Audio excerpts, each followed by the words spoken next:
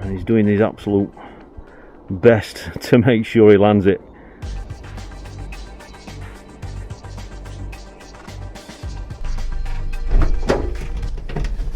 Good morning. It's another overcast day. We've had quite a bit of rain on the way down here today, but it has stopped for the moment, and I'm hoping it's going to stay like this. Lots of you will recognise this entrance behind me and this long lane. I'm actually back at Southfield Reservoir. It's 4 months since I've actually fished here, and the last time I was here I did film it as a live match, and I know lots of you enjoyed it. Lots of you enjoy this venue. It's a bream venue. That's all it's about, bream and feeder fishing, especially at this time of year. The water temperature it's probably only going to be about 3 degrees. The air temperature is 4 degrees, so it's very, very cold. It's winter fishing. But on venues like this, you're literally probably only going to need possibly, could be 4 bites to give you a chance of winning the match. And as you can imagine, that could happen right at the end of the match.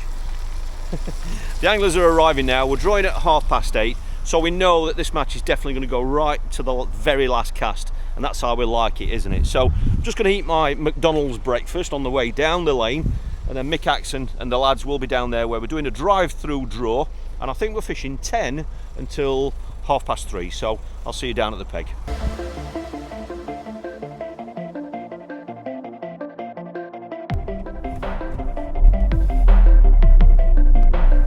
Morning. Morning, Jamie. Morning, men. Morning. Any good uns Well left? dropped. There's only good uns There's left. only good ones left, mate. Only good uns left. 44. That Sounds familiar. That will one on Sounds familiar. This is one venue where when I draw my peg, it's just a big anticlimax, because I personally don't think it makes much difference where you draw.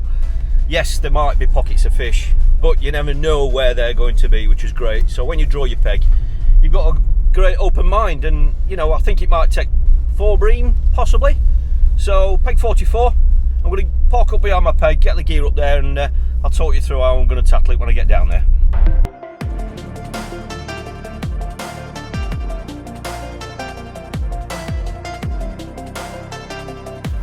The new road here that they've put into place, it's absolutely brilliant. As you can see, they've got all this hardcore down now. It's fantastic, and there's loads of parking spaces now, which is something that, you know, they're always reinvesting in this fishery. It's fantastic to see. Just about ready now. We've still got another 30 minutes or so. Let me show you the peg. So this is peg 44. Top of the, just so you know where we are, that's as far as you can drive, just so you know where we are. Top ramp, there's Carl, on his knees already. Praying, he's praying already. So there we go, nothing complicated about today. I'll talk you through the approach and everything.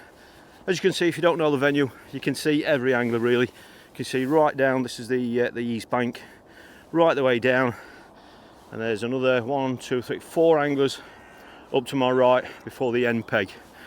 All got platforms here, so whilst it is a natural style reservoir, we have got platforms to fish on, which makes everything much more comfortable. Bait tray is really, really simple, and like I said, it's 4 months since I've actually been here. However, in that period, obviously, we've had all the winter period where it's gone really, really cold through Christmas. This venue is very shallow. It's literally only about 4 feet deep everywhere. So it's very shallow. So as you can appreciate, it goes really, really cold. The water clarity it's gone a bit clearer, as you can see. It's not gin clear, but it is, you know, you can see the bottom there. And it's all about bream. Now, I am going to fish a super, super simple approach.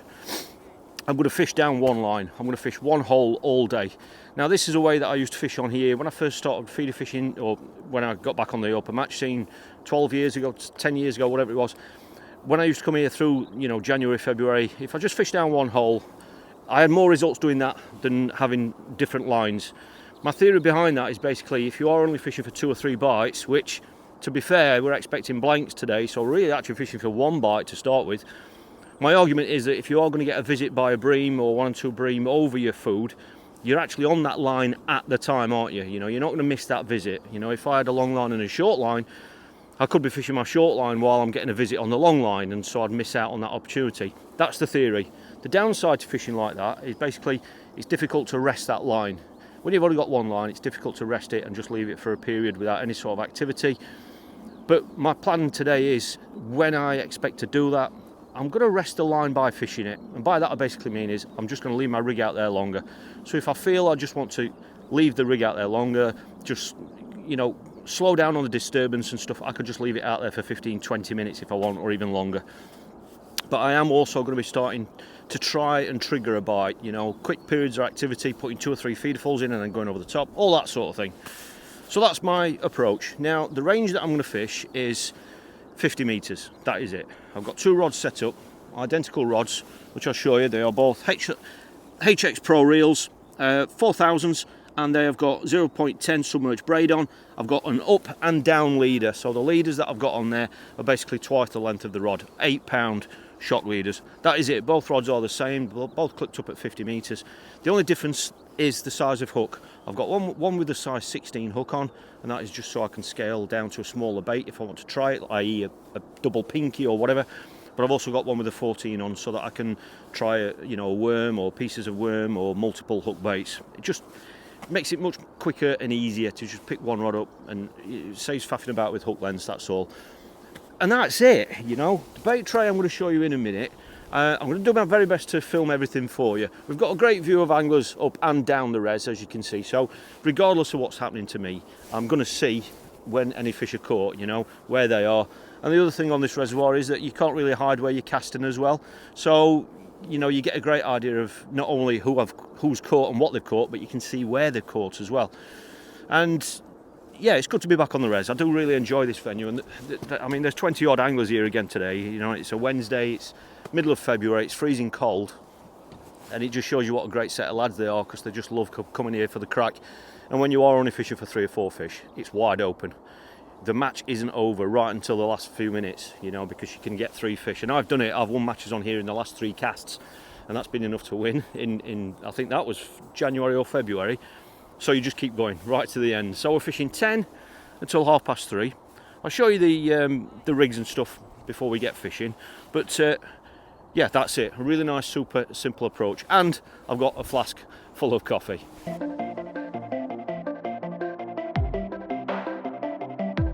Well, it's just a few minutes before the off. Keep nets in, and the bait tray is very, very simple. I've got 3 metre, well, I've got 3 sections of landing net set up. I like to scoop fish early on this venue if I can, if we're going to get any, that is.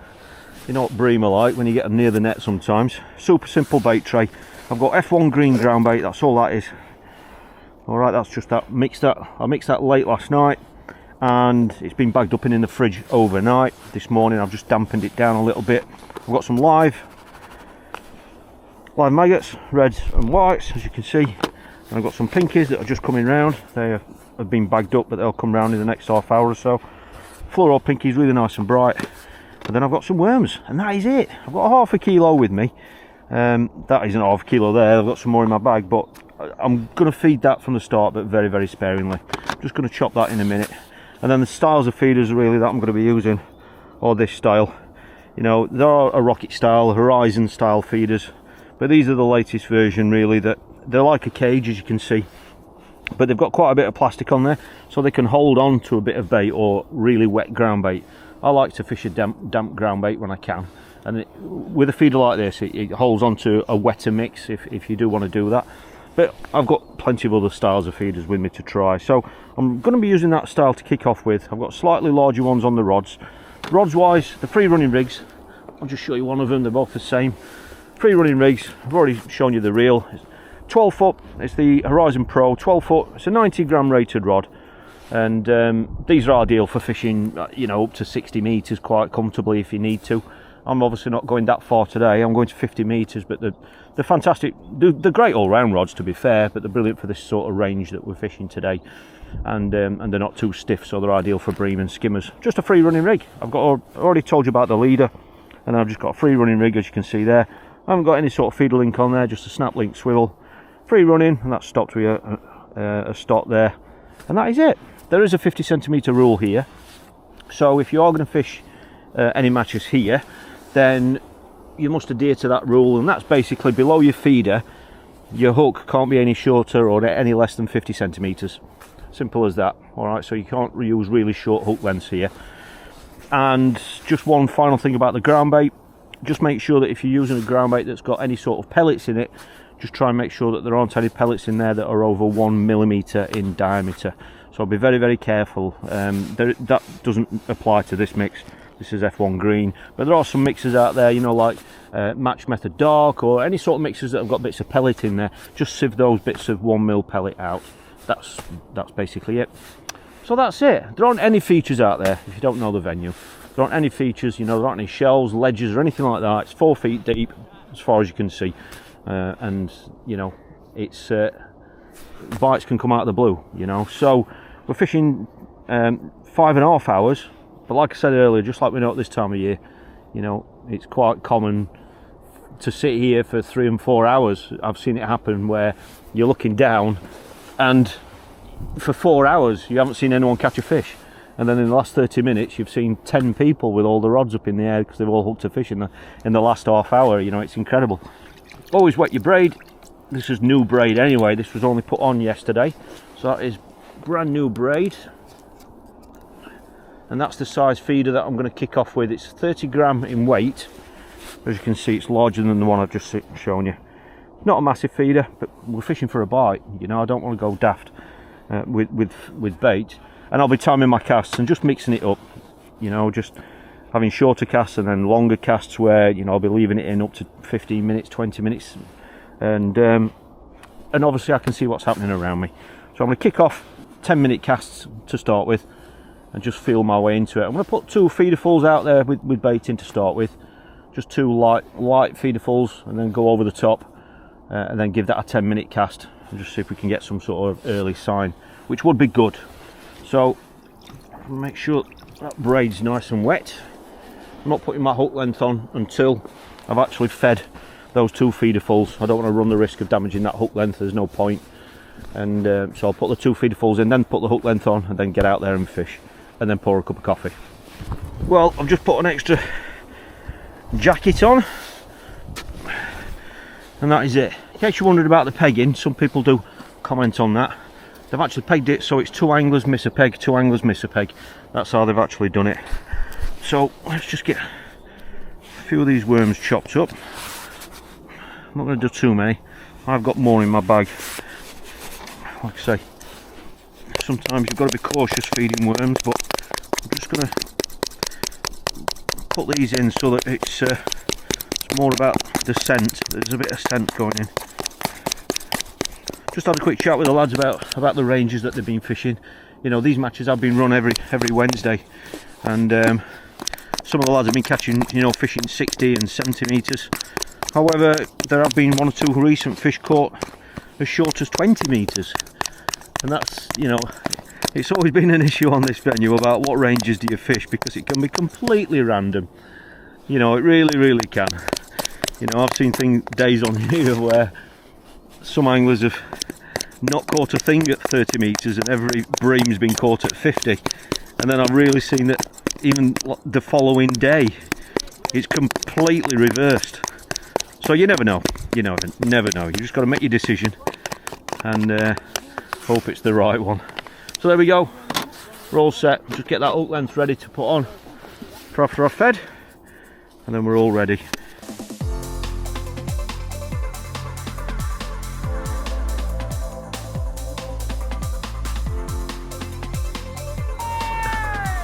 Good luck, lads. Let's hope not today, Carl. Just going to lightly squeeze that in. Just going to quickly keep my eye on where Carl's going, so I just want to make sure we're not... Yeah, it's miles away. We've got wind off us backs today, which makes a change. So this is all going down one hole, fishing down one line.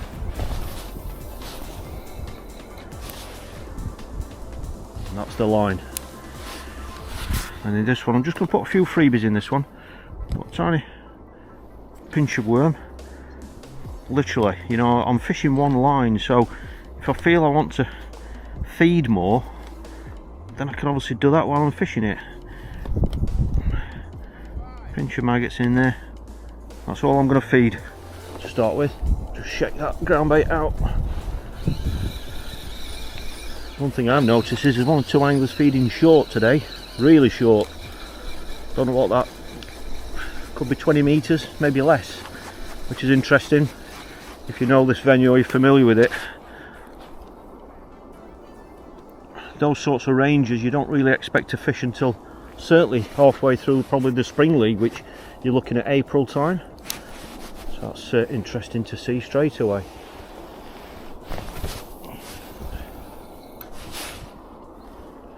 So make sure that empties on the spot. Give that a few seconds, and the next one I'm going to open on the surface.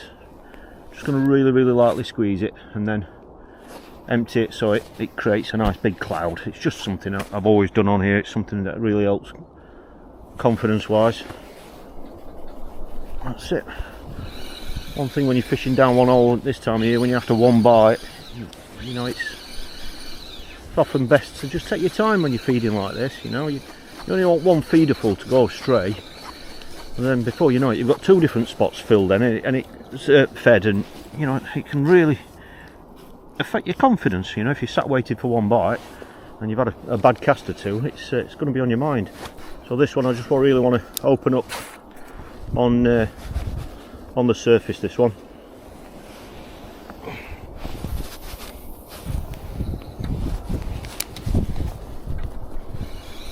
That's it. Put my hook length on now and have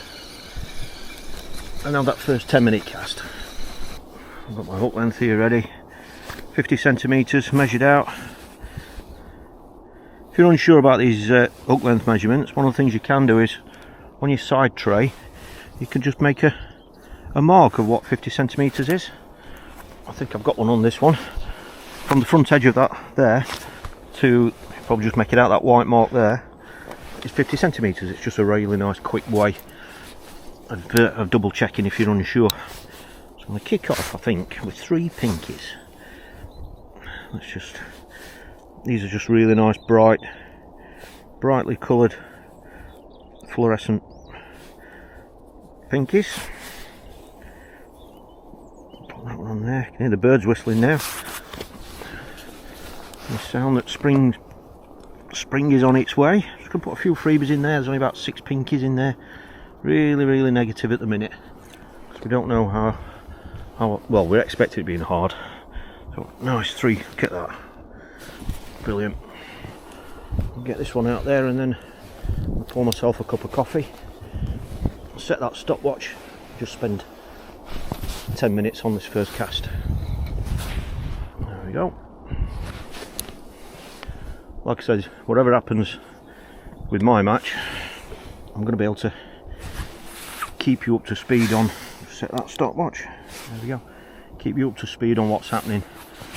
Not so much to my right, because I'm looking to my left, but I can, you know, while I'm sat here watching my tip, it's really easy to look down the line here and see what's been caught or hasn't been caught. And if the wind does get bad, it's a very exposed venue, this, as you can see. If that wind does get up and it gets bad, I'll do my very best to record what I can with the audio, and if it is bad, I will put, you know, subtitles on the screen and stuff for you, but hopefully it's not going to get too bad. If it stays like this, it'll be quite nice.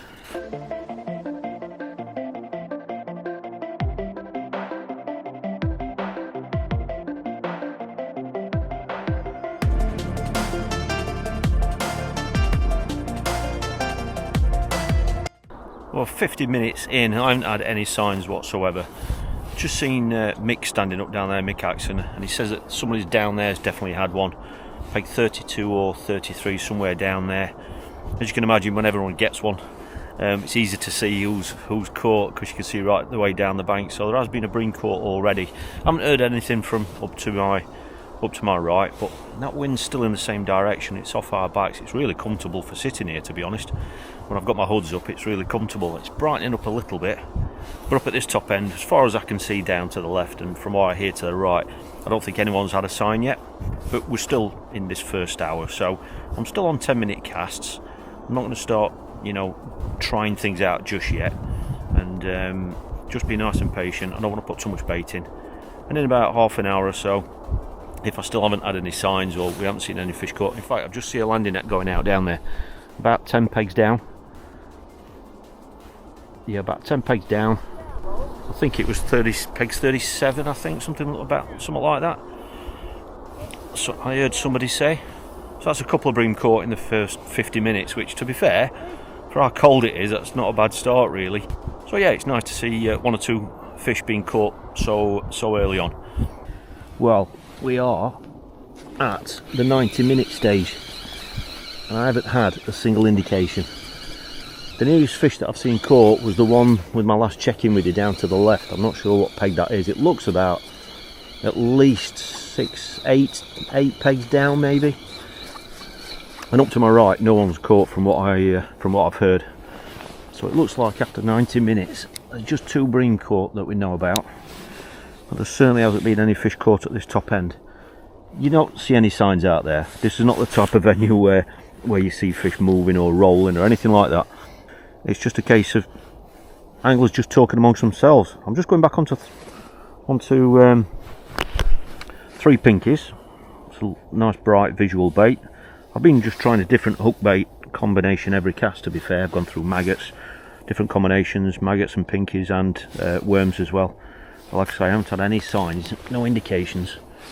I am putting some bait in. I'm not going to be too negative. I know it sounds daft, but the bottom on this reservoir it's not great, you know, so any sort of live baits that you feed in will be, I'm sure, disappearing into that bottom. So I just want to make sure that there's always something there, and it's just a case of just being patient really at this stage. I don't really want to go doing anything too drastic yet, and because it's very different from summer. So even in summer on this venue, it can still fish as hard as this, you know, where you're fishing for 3 or 4 fish. It really can be like that in the height of summer. But the difference is in summer is you can quite often get runs of fish in summer. So you might find that you fed a different line somewhere for later on in the match, and when you've rested it and you go on it, you could get 3 in 3 casts or 4 in 4 casts. You know, that is quite common in summer, but that's obviously when the fish are moving around more, they're eating more. Whereas this time of year, you know, the water's absolutely freezing, it's cold anyway. You know, you might only get 1 bite, so I don't want to be too aggressive with the feed, because if I only get 1 visit from 1 fish, then I don't want hundreds and hundreds of freebies in the peg, because the chance of picking out my hook bait will be quite, you know, made a lot slimmer. And that's one of the reasons why I want to stick to multiple baits for now, just because if I do get a visit now, then my bait will stand out. But I've got that other rod set up that I can fish with a smaller bait, single pinky, single maggot, double pinky, you know, on that smaller hook. But at the minute, you know, you haven't really got anything to go by. You know, you can't really make decisions based on how it's fishing at the minute, other than just be patient. Don't go piling loads of bait in or spreading bait all over the place, because we haven't seen enough to make any of those sorts of decisions. The wind is still off our backs, so it's flat calm, which can go against it on this venue. It can affect it. We are bream fishing. We know how important having a bit of wind on a venue can be. We haven't got bright sunshine, that's one thing, but we have got quite a bit of tow. You can probably just see I've just cast that out there now, and you can see how my tip's bending round. That's a 2-ounce tip, and that will probably bend round more than that if I leave it. So I am having to just slacken it off a little bit when it gets fully round. It just shows you how much tow you can get on these sorts of venues. You know, the big expanses of water, there's no wind hitting us here, but it is hitting it down there, and that's where that water's coming back. And this is why braid can be so, you know, so much more of an advantage really. Well, this has been out there just under 10 minutes and I'll be absolutely honest with you, I haven't seen any ducks or anything all day, and I just stood up because my legs were going a bit numb. It's freezing cold, and just as the duck has gone across right on line with my tip, the tip's moved, and I thought, oh, maybe my braid's not sunk properly. The duck's touched it, and then the duck had passed and it went again, and I've hooked one. I haven't seen any other fish caught other than those 2 earlier fish down to my left. And the time is, it's just coming up to the 2-hour mark. It's just 2 or 3 minutes to 12. Well, the trouble is, when it's cold like this, when you're not catching or even moving about, you know, you can easily get cold. On cold days, if you keep getting bites, you know, it's so much different. But when you're just sat waiting for one bite, you can really feel the cold temperatures, especially with this cold wind. There we go, we've got him.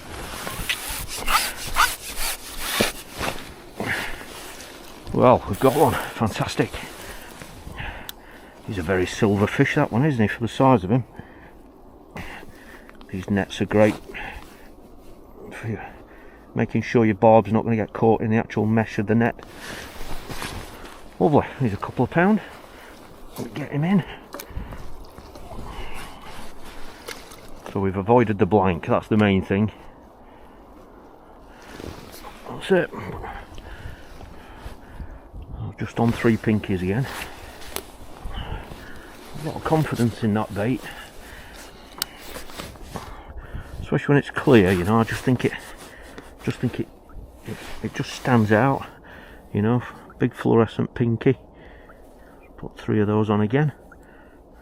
I was just about to pour a cup of coffee out.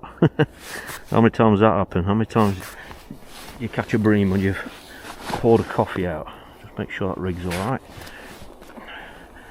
So we're off the mark.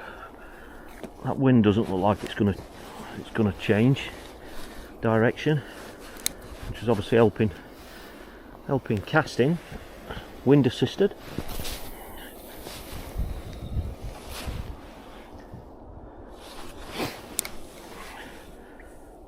Brilliant. That's it then. I was just going to start trying to, well, just consider just trying to trigger a bite, you know, by just a quick little period of activity. I love fishing like that, you know, but it tends to work better during springtime when the fish are moving about a bit more, you know, when they start chasing each other for spawning. But it can work in winter, you know, it can just attract a bit of activity, even if it just attracts one fish in. And when nothing else is working, you know, it's worth doing it. 12:30. I haven't had any more signs, no more indications. But looking down there, I think that's Trev. I can't really tell, he's got his back to us at the minute. Trev's got one, just seen him stand up and strike.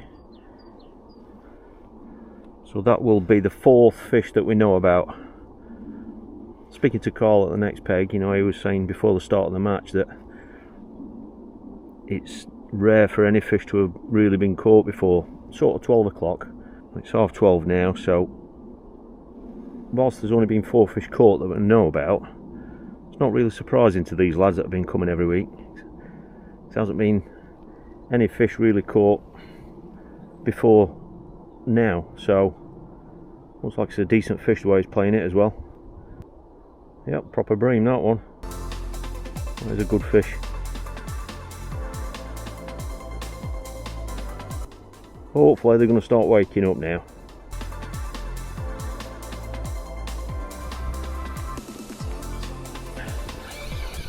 My landing net's not wet because I've caught another fish. It's because we've just had some rain, that's why I've had to put the storm cover up. But it's stopped now, thankfully. It's very slow, just coming up to 1 o'clock. I only know about the 4 fish that's been caught, and I'm just sticking quite religiously to what I said earlier. You know, just fishing that one line with I've got maggots, pinkies, got some worms. The worm, all that worm's gone now. That's gone, so I've fed all that worm. So I might have to do another chop, I think, just to keep a little bit going in. Don't want to go too mad with it. Keep trying pieces on the hook, but I haven't had any. Well, I've only had the one bite anyway, so it's you know, we know what this venue's like, particularly for catching fish late on. So, you know, having said that, when it gets to 1 o'clock, that'll be 3 hours into the match, but you know, there's still a few hours left, so just being patient, that's all. It's given me plenty of time to drink my coffee, that's one good thing. But I've just been down and checked on Dad. Dad's in the van. He's wrapped up nice and warm. He's got his hand warmers on. He's quite happy. He's got plenty of food and drink, so he's all right. It's not bad in the van actually, because you're not in the wind. Not in the wind, so he's alright, he's nice and warm. A little bit too harsh for him to sit on the bank.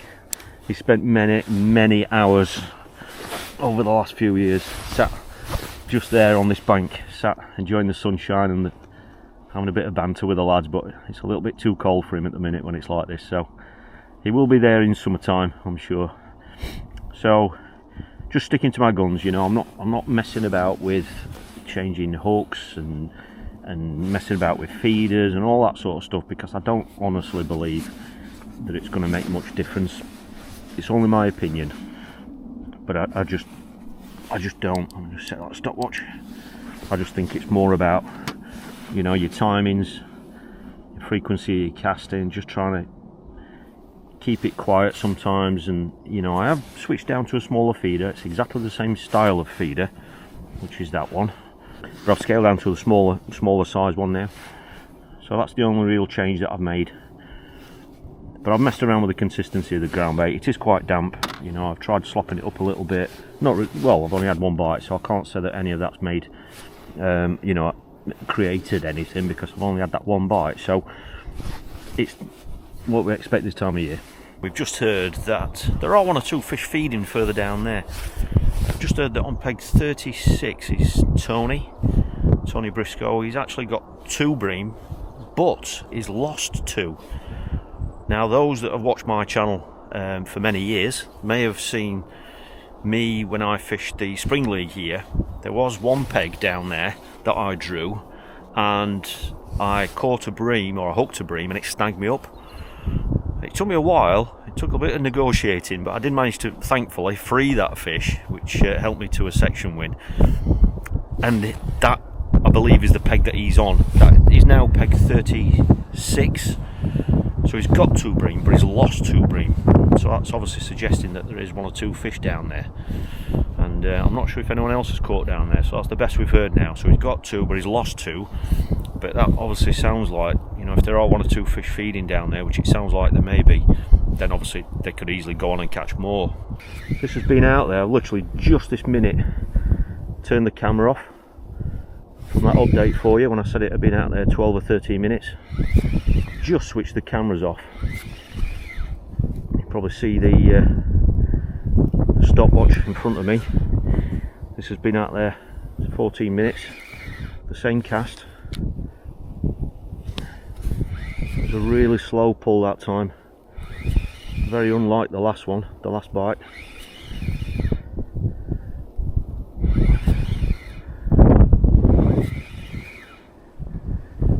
So cold, the wind, everybody's commenting how cold that wind is. It's actually, I know it's, well, I can't say it's affecting the fishing because I don't know, but just the fact that this wind is coming off our backs is making it a little bit more bearable for us. If that was in his face like it can be on this venue, it would have been absolutely freezing.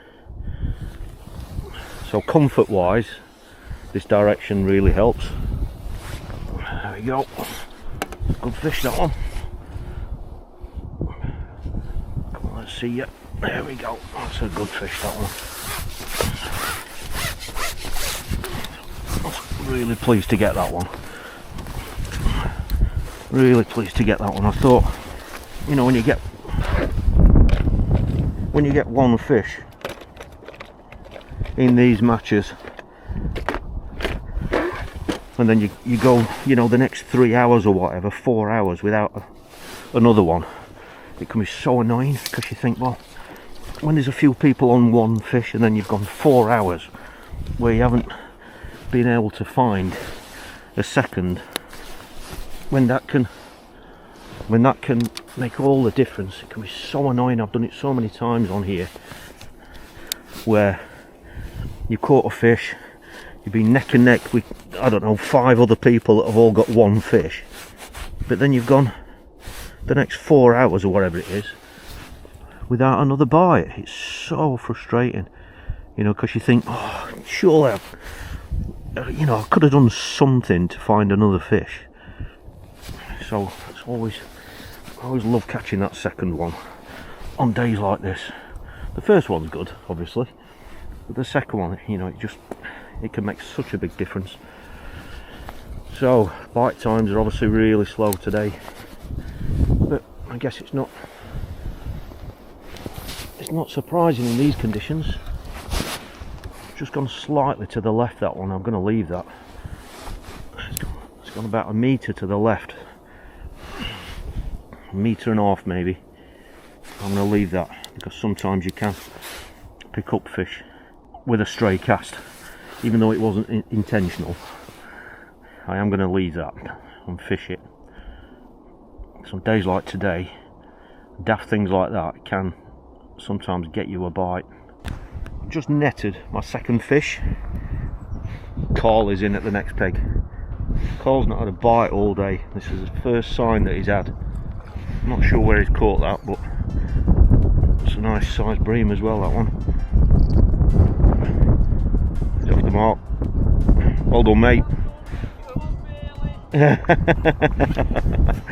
And then, literally 2 minutes after Carl's just netted his, Trev's got a second. That one's not as big as his first, but still good fish. So there, as far as we know, including myself, I think there's 3 people now with 2 fish. And literally a few minutes later, Trev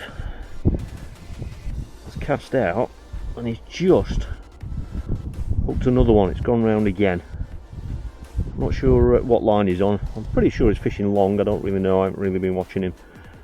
He's definitely into a fish, and if he lands that one, he's going to be the only angler who's going to be on 3 fish at this stage. Just under an hour and a half to go.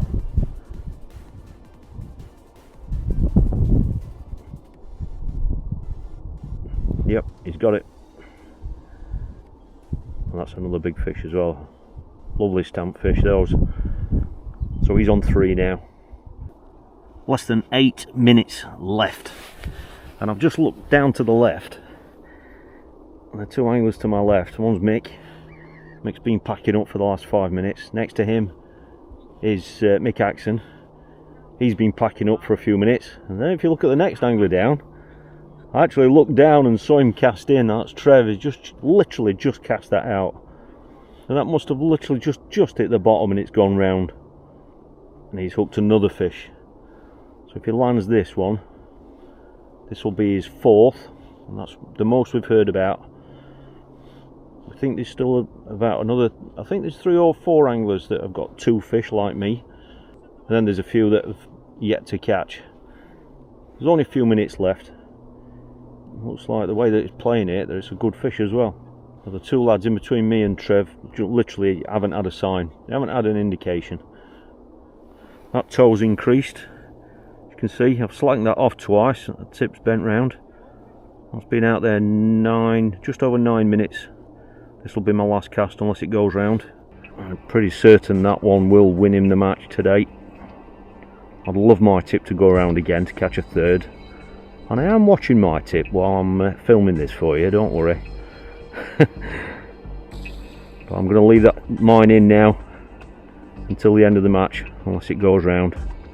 He's definitely taking his time with it, but I'm sure I heard him say I think it's foul hooked. That could mean that's why it's taking him longer to get this one in. There's about 1 minute left. We think this is foul hooked. If he lands it, it's going to be his 4th fish, and we're pretty sure that is going to win him the match, but it looks like it is foul hooked. That's why it's giving him a run around.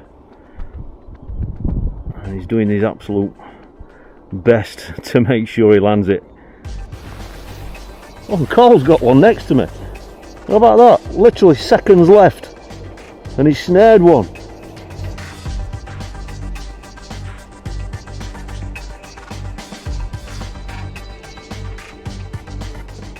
He's got it.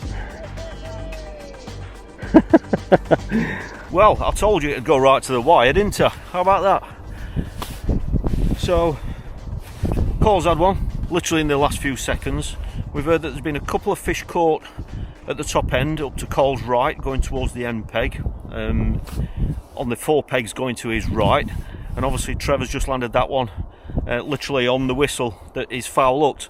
So we think that's his 4th fish. We think Trevor's going to have won it with that. I've still got the 2. I've no idea how that's going to, what they're going to weigh. I don't know how the sections are split. I don't know how many they're paying out overall. I haven't got a clue. But, you know, right at the outset, you know, we knew it wasn't going to be easy fishing. But, you know, like I said right before the start of the match, these matches go right to the wire, and you've seen what's happened there right at the end again, and that's why you've just got to keep going. You've got to sit on your box for the full duration, keep watching your tip, keep working at it, and you know, when you might be looking at potentially 4 fish winning a match, you can get that in the last half an hour, you know, so you just keep going. But I was pleased to catch. I was really pleased to get a second fish, but it'd be nice to get some sort of a pickup, but obviously I'll find that out after the weigh-in. So I'm going to get some gear packed away, and I'm looking forward to that drive home in a nice warm van. But yeah, it's going to be interesting to see the final weigh-in.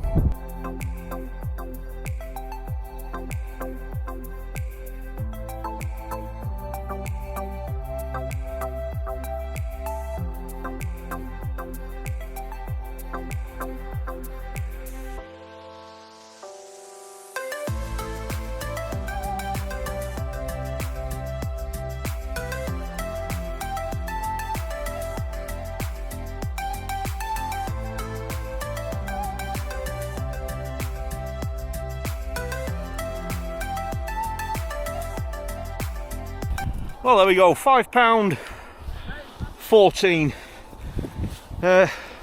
Carl's both his fish have gone over over £6, big fish. So he's done brilliant on that. I don't know if he's won that section or not. There were a couple more fish caught up that top end. I've weighed £5.14.